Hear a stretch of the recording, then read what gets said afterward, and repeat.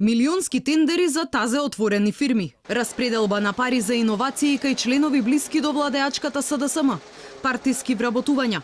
Додека во јавноста секојдневно се нижат скандали, институцијата чија работа е будно да ги следи функционерите стои празна. 7 месеци откако членовите на Комисијата за спречување на корупција се повлекоа од служба, се уште нема нивна замена.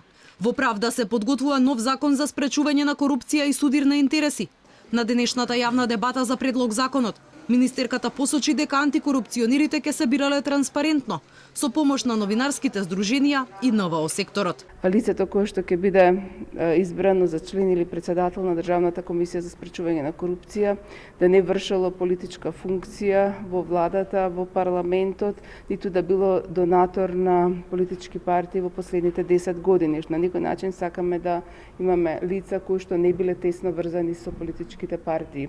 Антикорупцијската комисија треба да има пристап до сите бази на податоци, велат од Transparency International. Според нив, антикорупционерите треба да имаат можност да доставуваат барања до сите институции, вклучително и до банките, кои ќе им даваат информации за банкарските сметки на носителите на функции. Начинот на обработка на податоците за имотна состојба.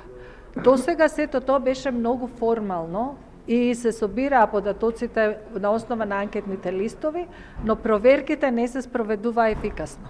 Така да ние навистина не знаеме што се случува со имотите на функционерите. Во делот на финансирањето на изборните кампањи, новиот предлог закон предвидува рокови, во кои во текот на една изборна кампања комисијата ќе мора да се произнесе за евентуални нерегуларности во финансирањето кај политичките партии. Доколку се воочат одредени злоупотреби на буџетски пари, комисијата ќе мора да постапи во најбрз рок.